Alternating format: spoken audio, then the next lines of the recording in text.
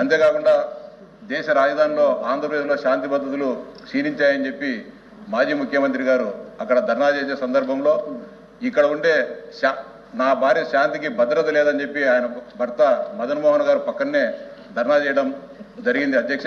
దానిపైన ప్రభుత్వం ఏమన్నా ఆమె భద్రతకి ఏమన్నా చర్యలు తీసుకుంటా ఉందా, లేకపోతే ఆ ఇష్యూలో ఏమన్నా ప్రభుత్వం జోక్యం చేసుకుంటుందా?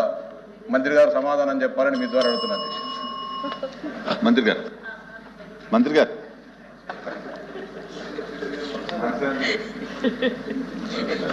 ధన్యవాదాలు అధ్యక్ష. అధ్యక్ష, ఈరోజు గౌరవ సభ్యులు క్వశ్చన్ అడిగారు అధ్యక్ష.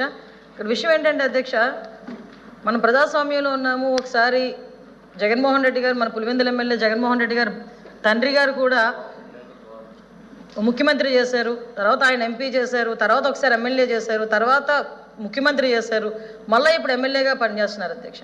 అయితే నేను ఏమంటాను అధ్యక్ష, ఇంత రాజకీయ నేపథ్యం ఉన్న మనిషి, ఇంత రాజకీయ నేపథ్యం ఉన్న కుటుంబం నుంచి వచ్చిన మనిషి ఒక గవర్నమెంట్ మీద ఆరోపణ చేసేటప్పుడు దానికి ఒక నిబద్ధత ఉండాలి, దానికి ఒక సార్థకత ఉండాలి, ఏదైనా దానిలో ఒక నిజం ఉండాలి అన్న మినిమం కామన్ సెన్స్ లేకుండా బిహేవ్ చేయడం అనేది నిజంగా ఈరోజు మనం దురదృష్టం కింద భావించాలి అధ్యక్ష. ఎందుకనంటే ఈరోజు రాజకీయాలు ఉంటాయి, రాజకీయాలు తర్వాత పోతాయి, తర్వాత విషయం అధ్యక్ష. కానీ 45 రోజుల వ్యవధిలో ఈ గవర్నమెంట్, ఎన్డీఏ గవర్నమెంట్ వచ్చిన తర్వాత 36 హత్యలు జరిగినాయి ఒకసారి, 31 ఒకసారి, లేదు అనుకుంటే ఢిల్లీ గవర్నర్ గారికి ఇచ్చిన రిపోర్ట్లో 30 ఒకసారి. అంటే ఒక్కొక్క దగ్గర ఒక్కొక్క స్టేట్మెంట్లు ఇచ్చుకొని జనాల్ని కన్ఫ్యూజ్ చేస్తున్నారా, ఆయన కన్ఫ్యూజ్ అవుతున్నారా, ఆయన ఏమైనా తాపత్రయపడుతున్నారా? అంటే ఎంత తొందరగా 36 హత్యలు జరిగినాయని నేషనల్ మీడియా అడిగిన తర్వాత ఢిల్లీలో ఉన్నప్పుడు ఆ 36కి సంబంధించిన లిస్ట్ ఇవ్వండి అని చెప్పి అక్కడ మీడియా వాళ్ళు అడిగితే ప్రశ్నకి దాటేసేసారు, ఆన్సర్ చేయకుండా పక్కకి వెళ్ళిపోయారు. ఏమేనంటే రెడ్ బుక్ చూపిస్తారు. విషయం ఏంటంటే 36 కేసులు ఉన్నాయని చెప్పి 36 కేసులు ఒకటే కదా అధ్యక్ష. ఇందాక గౌరవ సభ్యులు చెప్పినట్టుగా సుమారుగా ఒక 500 పైగా దాడులు జరిగినాయి, 1000కి పైగా ఆస్తులను ధ్వంసం చేశారు అని చెప్పి ఫిగర్లతో సైతం ఇన్ని రకాలుగా ఆయన మాట్లాడిన తర్వాత నాకు అర్థమైంది ఏంటంటే, ఆయనకు ఒక్కొక్కసారి అధ్యక్ష ఆయన ఆలోచన ఎలా ఉంటుందంటే, పాత ఆయన చేసినవన్నీ ఇప్పుడు జరిగినాయి అన్న అపోహలో ఉన్నారో ఏంటో నాకైతే అర్థం కావట్లేదు అధ్యక్ష. నేను చాలా క్లియర్గా నిన్న హౌస్లోని క్వశ్చన్ అవర్లో ఇదే క్వశ్చన్ ఒక అసెంబ్లీలో సభ్యులు అడిగినప్పుడు ఇదే క్వశ్చన్కి సమాధానం చెప్పాను. ఈ రోజు ఇక్కడ సమాధానం చెప్పడానికి నేను రెడీగా ఇక్కడికి వచ్చున్నాను. నిన్న కూడా వైట్ పేపర్ రిలీజ్లో గౌరవ ముఖ్యమంత్రి గారు కూడా అక్కడ అసెంబ్లీలోని ఇక్కడ కౌన్సిల్లో నేను కూడా క్లియర్గా మాట్లాడున్నాం. నేనేమంటానంటే అధ్యక్ష, చాలా క్లియర్గా 36 హత్యలు అని చెప్తున్నారు కదా. గవర్నర్ గారికి మీరు 31 రాశారనుకోండి, పోనీ 31 దాని మీదే మేము ఆగుతాం. ఆ 31 మంది ఎవరున్నారు, ఏ ప్లేస్లో ఎవరు చంపారు, పోనీ ఎవరు చచ్చిపోయారో మీ నాయకులు ఒకసారి మాకు లిస్ట్ ఇవ్వండి. అవి రాజకీయ హత్యలను మాట్లాడుతున్నారు కదా, ఆ లిస్ట్ ఇవ్వండి, మేము దాని మీద చర్యలు తీసుకుంటామని చెప్పి స్ట్రైట్ అవే హోమ్ డిపార్ట్మెంట్ తరఫున నేను అక్కడ చంద్రబాబు నాయుడు గారు గవర్నమెంట్ తరఫున మేమందరం సిద్ధంగా ఉన్నామంటే ఈ రోజుకి ఎందుకు అధ్యక్ష నేమ్స్ ఇవ్వలేకపోతున్నారు?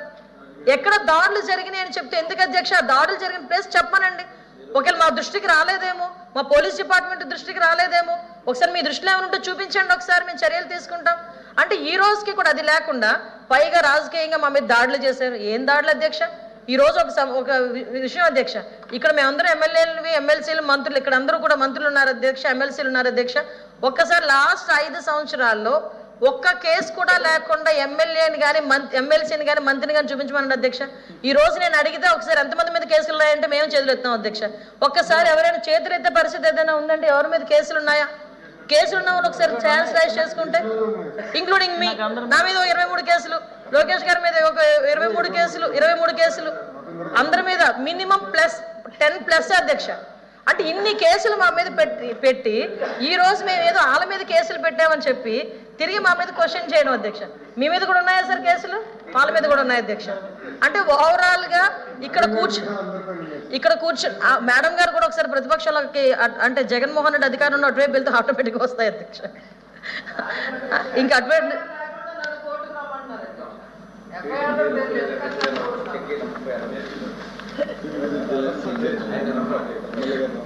అదే అధ్యక్ష ఓ పని చేస్తాను అధ్యక్ష. ఇంకొకటి మా సభ్యులు కూడా సలహా ఇచ్చారు ఈరోజు, ఎక్కడ ఫీల్డ్ విజిట్కి వెళ్దాం అధ్యక్ష, ఎక్కడ ఏం జరిగినాయి అన్న దానికి పులివెందుల ఎమ్మెల్యే గారిని రమ్మనండి, ఫీల్డ్ విజిట్ కూడా మేము వెళ్తాం. అంటే ఓవరాల్ గా చెప్పాలంటే ఇన్ని హత్యలు జరిగిపోయి అని చెప్పి ఒక రాష్ట్ర ప్రతిష్టను దెబ్బతీయడానికి అధ్యక్ష. ఇదంతా కాజ్ ఏంటంటే లాస్ట్ 5 సంవత్సరాల్లో అతను పరిశ్రమలు తెచ్చుకోలేకపోయాడు, పెట్టుబడులు తెచ్చుకోలేకపోయాడు, రాష్ట్రాన్ని అభివృద్ధి పథంలో ముందుకు తీసుకెళ్లలేకపోయాడు, కేవలం దోపిడీకి, దారుణాలకి, అవినీతికి అడ్డాగా మార్చాడు. ఈ రోజు మళ్ళీ ఎక్కడ చంద్రబాబు నాయుడు గారు ఎన్డీఏ కూటమి వస్తే గనక ఈ రాష్ట్రానికి మంచి జరిగిపోతుందని అతి భయంతో ఈ రోజు రాష్ట్రం మీద బురద జల్లడానికి, రాష్ట్ర ప్రతిష్టను దెబ్బతీయడానికి ఈ రోజు పర్టికులర్ గా ఈ రకమైన ఆరోపణలు చేయడం అన్నది నిజంగా చాలా బాధాకరం అధ్యక్ష.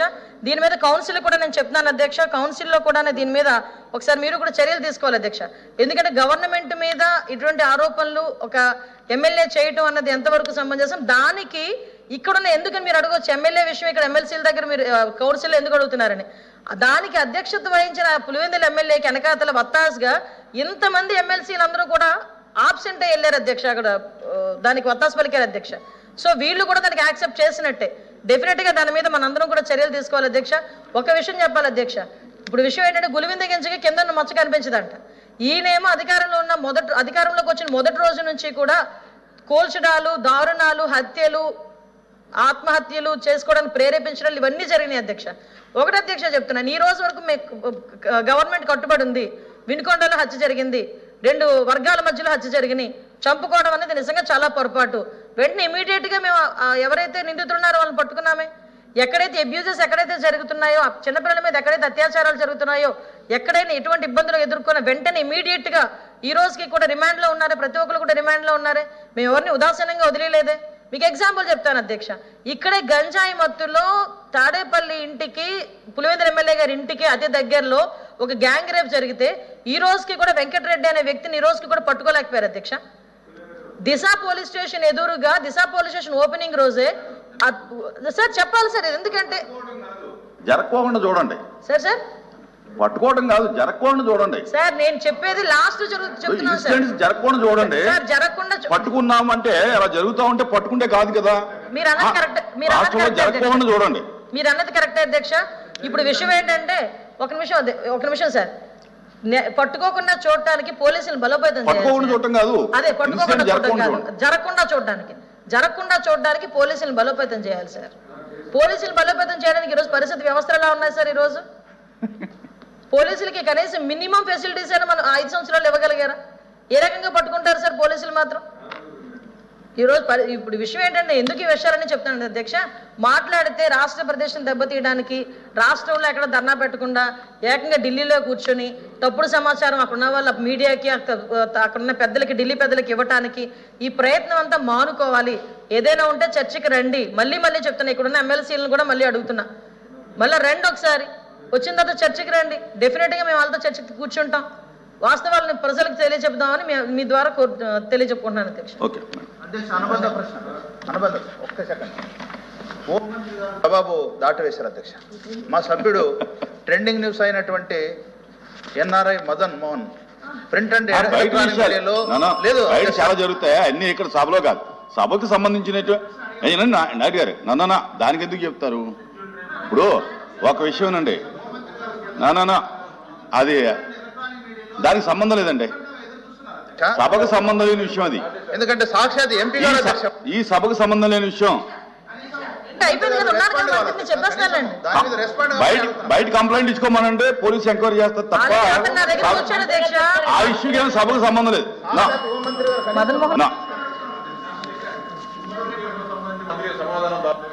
పొంగనూరు సార్, పొంగనూరు విషయంలో మొన్న జరిగిన అంటే పరస్పర దాడుల విషయంలో అధ్యక్ష కేసులు అయితే కట్టడం జరిగింది. యాక్చువల్గా ఏంటంటే వాళ్ళే దాడి చేసి తిరిగి టీడీపీ వాళ్ళే దాడి చేశారన్నట్టు ఒక క్రియేషన్ అయితే జరిగింది అధ్యక్ష. What ever it may be, ఇరు వర్గాల వాళ్ళు కూడా దెబ్బలు తిన్నారు, ఇరు వర్గాల మీద కూడా కేసులు కట్టడం జరిగింది అధ్యక్ష. ఇందాక సభలో మన చెప్పినట్టు పాపం విజయసాయిరెడ్డికి మనశ్శాంతి లేదు, శాంతికి భద్రత లేకుండా అయిపోయింది అధ్యక్ష మొన్నటి వరకు. అది వేరే విషయం. బట్ అధ్యక్ష సభకు సంబంధమైన వ్యక్తుల గురించి మీరు కామెంట్ చేయడం కరెక్ట్ కదా సార్. ఆ క్వశ్చన్ వచ్చింది సార్, సంబంధం లేని విషయం. ఈ సభకు సంబంధం ఆయన నా దగ్గరికి వచ్చాడు సార్, అది రికార్డుని తీయండి. అది question number 13478 minister for home.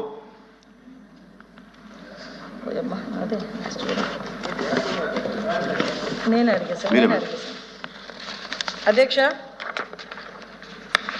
సభ్యులు గంజాయి ఇతర మాదక అక్రమ